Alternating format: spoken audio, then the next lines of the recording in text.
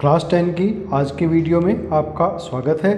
आज हम क्लास 10 में chapter 3 pair of linear equations in two variables दो चर वाले रैखिक समीकरण युग्म की एक्सरसाइज 3.6 के क्वेश्चन नंबर 2 और उसके सभी पार्ट करने वाले हैं। अच्छी तरीके से समझने के लिए वीडियो को लास्ट तक ज़रूर देखें। चलिए शुरू करते हैं। क्वेश्चन नंबर 2 का फर्स्ट पार्ट। क्वेश्चन नंबर 2 का फर्स्ट पार्ट है, ऋतु धारा के अनुकूल 2 घंटे में 20 किलोमीटर तैर सकती है और धारा के प्रतिकूल 2 घंटे में 4 किलोमीटर तैर सकती है। उसकी स्थिर जल में तैरने की चाल और धारा की चाल ज्ञात कीजिए। Ritu can row downstream 20 kilometres in 2 hours and upstream 4 kilometres in 2 hours. Find her speed in still water and the speed of the current. माना ऋतु की चाल, ऋतु की स्टिल वाटर में चाल।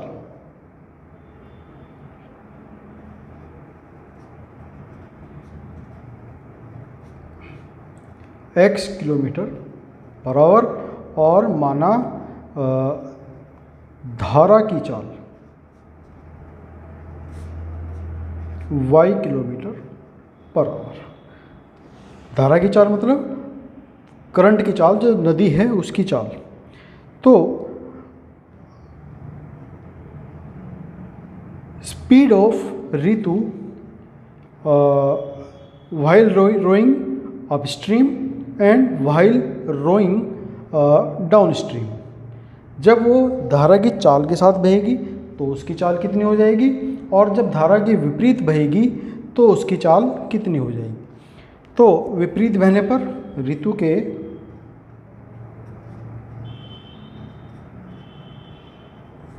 धारा के विपरीत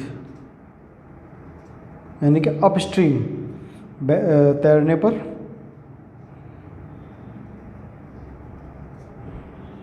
चाल कितनी हो जाएगी।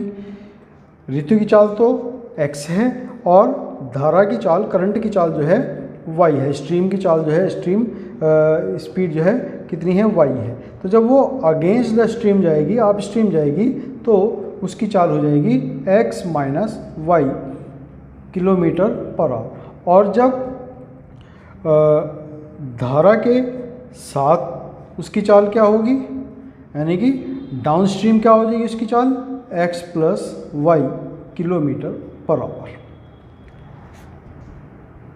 तो अब जो क्वेश्चन है उसकी पहली शर्त है, पहली कंडीशन क्या है कि फर्स्ट कंडीशन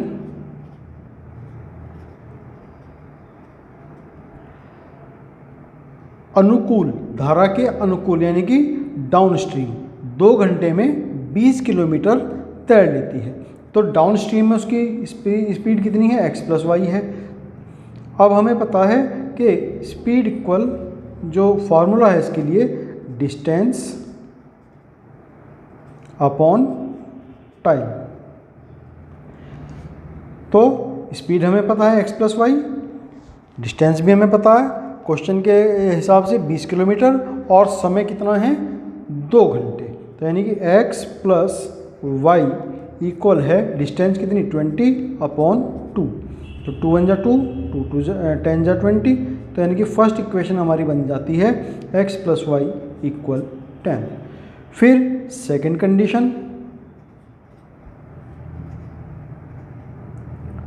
के अप स्ट्रीम जाने पर 2 घंटे में केवल 4 किलोमीटर तैर पाती है। तो अप स्ट्रीम में उसकी स्पीड कितनी है, x माइनस वाई है, और डिस्टेंस केवल 4 रह जाती है, और समय 2 ही घंटे है, तो बाई 2। तो 2 1 जा 2, 2 2 जा 4। तो सेकंड इक्वेशन आ जाती है x माइनस वाई इक्वल 2। ये इक्वेशन नंबर 2 हमें यहाँ पर मिल जाती है। तो बाई एडिंग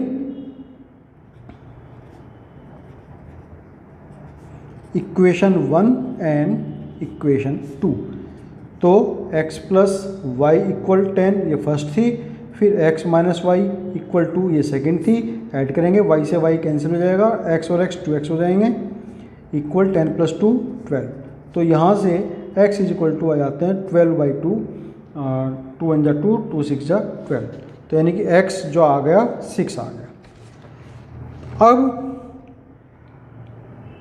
पुटिंग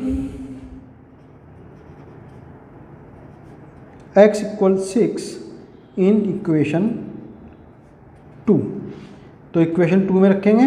इक्वेशन 2 थी x minus y equal to 2, तो x minus y equal to, इसमें हमने x की वैल्यू 6 रखी, तो 6 माइनस वाई इक्वल टू 2, यानी कि minus y equal 2 minus 6 minus y equal -4 means y is equal to 4। x क्या था, ऋतु की जो स्पीड थी इन स्टिल वाटर वो थी 6 किलोमीटर पर आवर। ऋतु की स्थिर जल में चाल 6 किलोमीटर प्रति घंटा, और धारा की चाल कितनी थी, स्पीड ऑफ करंट y है, y इज इक्वल टू 4 आया है, तो 4 kilometre per our. Question number 2 का सेकंड पार्ट, 2 महिलाएं और 5 पुरुष एक कसीदे के काम को साथ साथ मिलकर के 4 दिन में पूरा कर लेते हैं। अगर 3 महिलाएं और 6 पुरुष हों तो इसी काम को 3 दिन में पूरा कर लेते हैं। बताइए इस कार्य को करने में अकेली महिला कितना समय लेगी और इसी कार्य को करने में एक अकेला पुरुष कितना समय लेगा।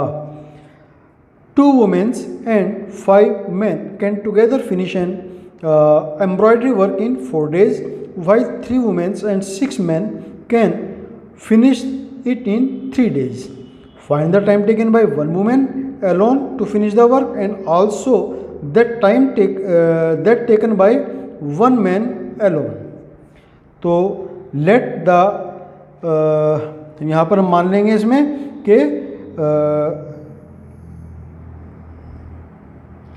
कि महिलाएं उस काम को कितने दिन में अकेली ख़त्म कर सकती हैं या पुरुष उस काम को अकेला कितने दिन में ख़त्म कर सकता है।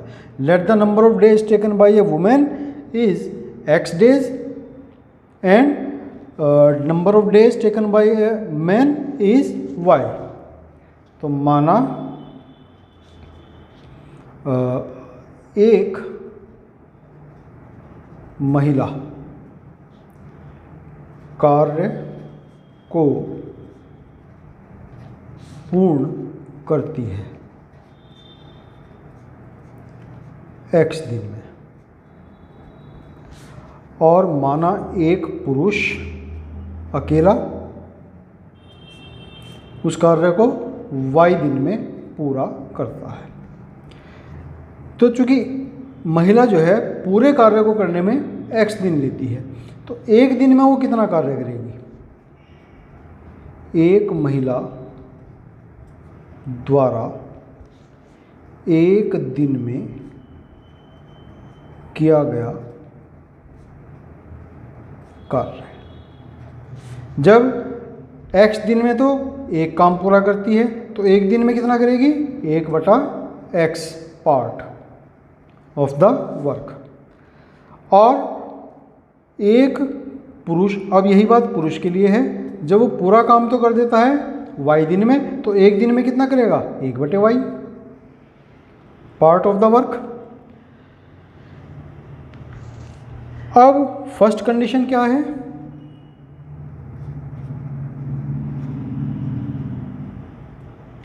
कि 2 महिलाएं और 5 पुरुष, तो 2 महिलाओं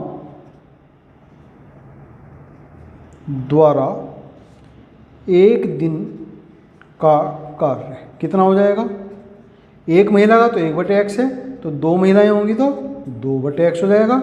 उसी तरीके से 5 पुरुषों का एक दिन का कार्य 5/y, और दोनों मिलकर के 2 महिलाएं प्लस 5 पुरुष का एक दिन का कार्य कितना हो जाएगा, 2/x प्लस 5/y। इतना काम वो दोनों मिलकर के एक साथ कर लेते हैं। अब क्या कह रहे हैं वो कि 4 दिन में वो काम पूरा कर लेते हैं। 2 पुरुष और 5 महिलाएं का एक दिन का काम तो इतना है, और 4 दिन का काम कितना हो जाएगा, 1/4 का एक दिन का कार्य, और 2 महिलाएं और 5 पुरुषों का 4 दिन का कार्य। तो इसको 4 से मल्टीप्लाई कर देंगे, प्लस 5/y, और इन 4 दिनों में उन्होंने काम को कंप्लीट कर दिया, यानी कि =1। तो यहाँ से इक्वेशन बन जाती है 2/x प्लस 5/y = 1/4। ये इक्वेशन हमें मिल जाती है इक्वेशन नंबर 1। या इसको ऐसा ना करके हम सीधे 4 के अंदर मल्टीप्लाई भी कर सकते हैं। चलिए मल्टीप्लाई कर देते हैं, ऐसे नहीं करते हैं। तो 4 2 8/x प्लस 4 5 20/y = 1। ये इक्वेशन नंबर हमारी 1 बनती है। अब सेकंड कंडीशन क्या है, सेकंड कंडीशन है कि 3 महिलाएं, तो 3 महिलाओं का एक दिन का कार्य है।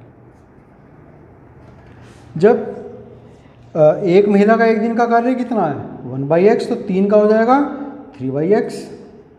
उसी तरीके से 5 लेडीज़ मिलकर के एक दिन का काम कितना करती हैं, 5 जेंट्स 6 पुरुष, 6 पुरुषों का एक दिन का कार्य बराबर हो जाएगा 6/y। तो 3 ladies plus 3 womens plus 6 mens मिलकर के जब काम करेंगे तो उनका एक दिन का कार्य कितना हो जाएगा, इन दोनों को ऐड कर देंगे 3/x प्लस 6/y। और फिर इनका कितने दिन में काम कंप्लीट कर देते हैं, 3 दिन में। तो 3 दिन का कार्य, इसको हम 3 दिन से मल्टीप्लाई कर देंगे, 3/x प्लस 6/y। और कितना हो जाता है, काम कंप्लीट हो जाता है, इसलिए =1 के हो जाएगा। तो 3 3 9/x प्लस 3 6 18/y =1। ये हमारी इक्वेशन नंबर 2 हमें मिल जाती है। अब माना फिर से कि 1/x जो है वो है s के इक्वल, और 1/y जो है वो है t के इक्वल। तो इक्वेशन नंबर जो 1 थी हमारी, अब क्या हो जाएगी, 8/x, तो 8/x है, तो 1/x की जगह हम रखेंगे s, तो ये हो जाएंगे 8s प्लस 20t = 1। इसको हमने कहा इक्वेशन नंबर 3। उसी तरीके से second equation 9s plus 18t = 1। ये इक्वेशन नंबर हो जाती है 4। -1 कर लो इसको 0, इसको भी -1 = 0 कर लो। अब हम इसको जो है क्रॉस मल्टीप्लिकेशन मेथड से यहाँ पर इसको सॉल्व कर सकते हैं। तो s/t और 1/। तो s/, यानी कि s वाले जो कोफिशिएंट्स हैं उनको छुपाएंगे, तो 20 80 -1 -1 -1 t के लिए t वाले कोफिशिएंट छुपा देंगे, -1 बचे हैं और s के कोफिशिएंट बचे हैं। तो 8 और 9, फिर 8 और 9 से शुरू करके हम अपने कॉन्स्टेंट्स को छुपा देंगे, तो 20 और ये 18। अब इसके बाद में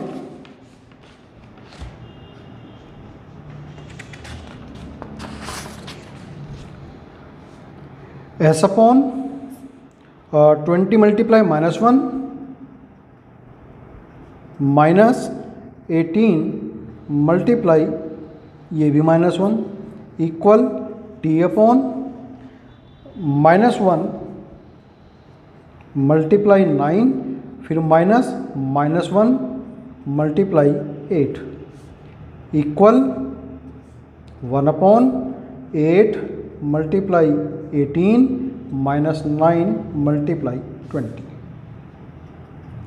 तो s अपॉन 20 माइनस 1 माइनस के 20, फिर माइनस इंटू माइनस प्लस हो जाएंगे तो प्लस के 18 equal t upon minus 1 into 9 minus के 9 और माइनस इंटू माइनस प्लस हो जाएंगे, प्लस के 8 हो जाएंगे यहाँ पर इक्वल 18 8 जा 144 माइनस 29 जा 180। तो अब हमें मिल जाते हैं s upon minus 20 plus 18 minus के 2 equal t upon minus 9 plus 8 minus के 1 इक्वल 1 अपॉन 144 माइनस 180। तो माइनस के मिलेंगे 36। यहाँ से s upon minus 2 equal 1 upon minus के अगर 36 लेंगे तो s की वैल्यू मिल जाती है हमें माइनस 2 अपॉन माइनस 36, माइनस से माइनस 2 1 2 18। तो s is equal to 1 upon 18 मिल जाता है। और t upon minus 1 equal 1 upon minus 36 अगर लेंगे तो t की वैल्यू मिल जाएगी माइनस 1 अपॉन माइनस 36 यानी कि 1/36। तो s जो है 1 अपॉन 18 आया है और s किसके इक्वल हमने सपोज किया था 1 अपॉन x के। तो यहाँ से x इज इक्वल टू हमें मिल जाते हैं 18। उसी तरीके से t हमने 1 अपॉन y सपोज किया था तो ये हो जाएंगे 1 अपॉन y के equal, means y is equal to हो जाते हैं 36। अब x और y क्या थे? x और y जो हमने लिए थे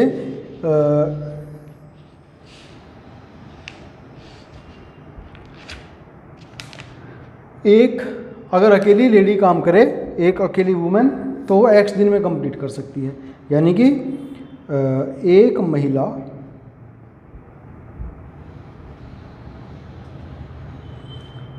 कार्य को पूरा करेगी इन 18 डेज, और अकेला पुरुष अगर होगा तो वो उस काम को 36 दिन में पूरा करेगा। क्वेश्चन नंबर 2 का थर्ड पार्ट। रूही 300 किलोमीटर दूर स्थित अपने घर जाने के लिए कुछ दूरी रेलगाड़ी के द्वारा और कुछ दूरी बस के द्वारा तय करती है। 300 किलोमीटर दूर उसका घर है तो वहाँ तक पहुँचने के लिए वो कुछ दूरी तो रेलगाड़ी से जाती है और कुछ बस से जाती है। यदि वह 60 किलोमीटर रेलगाड़ी के द्वारा और शेष बस के द्वारा यात्रा करे तो उसे 4 घंटे लगते हैं, और यदि 100 किलोमीटर रेलगाड़ी से और बाकी बस से यात्रा करे तो उसे 10 मिनट अधिक लगते हैं, यानी कि 4 घंटे 10 मिनट लगते हैं। तो रेलगाड़ी और बस की चाल क्रमशः ज्ञात कीजिए। Ruhi travels 300 kilometres to her home partly by train and partly by bus. She takes 4 hours if she travels 60 kilometer by train and remaining by bus. If she travels 100 kilometer by train and the remaining by bus, she take 10 minutes longer. Find the speed of train and the speed of bus separately. तो माना train की speed, रेलगाड़ी की चाल,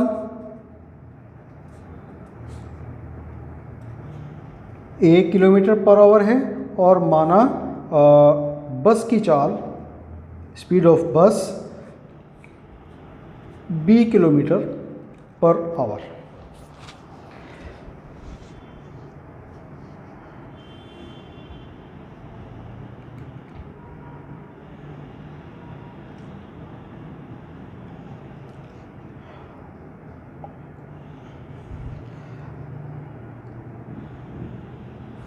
एक kilometre प्रति घंटा, यानी कि 1 घंटे में चलती है वो 1 किलोमीटर। 1 किलोमीटर जाने में उसको लगता है 1 घंटा।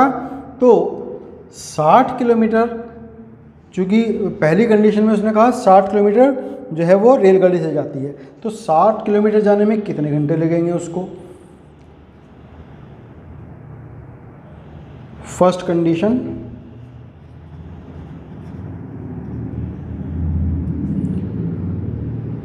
साठ किलोमीटर रेलगाड़ी से जाने में लगा समय कितना होगा? जब 1 घंटे में तो जाती है 1 किलोमीटर, यानी कि 1 किलोमीटर चलने में लगा 1 घंटा, तो 60 किलोमीटर जाने में कितना लगेगा उसको? 60/A hours. उसी तरीके से बाकी की जो बची डिस्टेंस है, टोटल है 300, तो बाकी की बची 240। 60 किलोमीटर चल चुकी है, बाकी बचे 200 किलोमीटर, वो जाएगी बस से। तो 240 किलोमीटर बस से जाने में लगा समय कितना हो जाएगा? बस की चाल है B, तो 240/B, इतने घंटे। अब टोटल समय उसको, यानी कि ये प्लस ये, कितना समय लगा? 4 घंटे लगे। कुल समय बराबर 60/A plus 240/B equal 4 hours. तो ये हमारी इक्वेशन फर्स्ट बन जाती है। उसी तरीके से सेकंड कंडीशन क्या है? इस बार वो 100 किलोमीटर रेलगाड़ी से चलती है, 100 किलोमीटर बाई ट्रेन, तो 100 किलोमीटर ट्रेन से जाने में लगा समय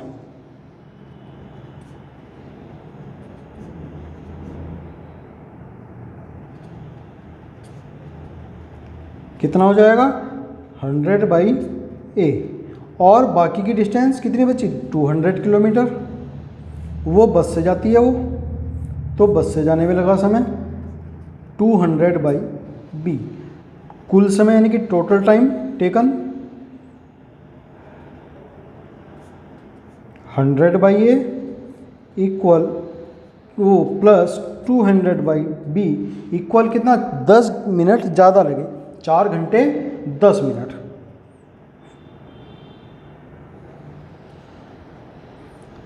इसको हम टोटल पॉइंट्स में कन्वर्ट करेंगे, तो 4 घंटे का मतलब ये हो जाएंगे 240 प्लस 10 मिनट्स और बाई 60 आवर्स।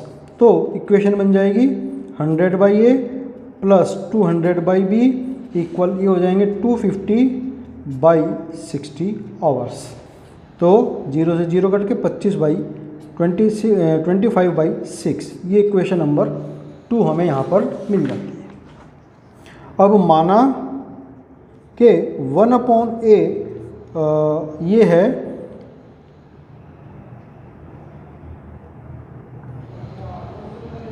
U के इक्वल और 1/B है V के इक्वल। तो ये वैल्यूज हम इक्वेशन में रखेंगे, तो 60/A यानी कि 60U हो जाएगा, प्लस 240/B तो यानी कि 240V हो जाएगा, इक्वल 4। ये हो गई इक्वेशन नंबर 3। उसी तरीके से 100U, 1/A की जगह हमने U रखा, प्लस 200V इक्वल हो जाएंगे 25/6। इसको भी हम जो है 6 से मल्टीप्लाई कर देते हैं, तो ये हो जाएंगे 600U प्लस 1200V इक्वल 25। ये हो गई इक्वेशन नंबर 4। अब अगर मैं इक्वेशन नंबर 3 को 10 से मल्टीप्लाई कर दूं, तो U वाले कोफिशिएंट्स हमारे इक्वल हो जाएंगे। तो बाई मल्टीप्लाइंग इक्वेशन नंबर 3/10, तो इक्वेशन नंबर 3 कन्वर्ट होकर हो जाएगी अब 600U प्लस 2400V इक्वल 40। ये इक्वेशन नंबर 3 थी, और ये इक्वेशन नंबर 4 थी 600U plus 1200V equal 25 by subtracting equation number 4 from equation number 3। तो minus minus minus 600U cancel हो जाएंगे, 2400 माइनस 1200 तो बचेंगे 1200V, और 40 में से 25 सब्ट्रैक्ट करेंगे तो बचेंगे 15। तो यहाँ से V हमें मिल जाते हैं 15/1200। 5 से कट जाएंगे 15,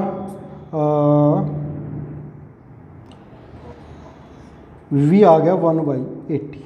अब ये V की वैल्यू हम इक्वेशन नंबर 3 में रखेंगे, v इक्वल 1/80 जो है, putting equation v equal 1/80 in equation number 3।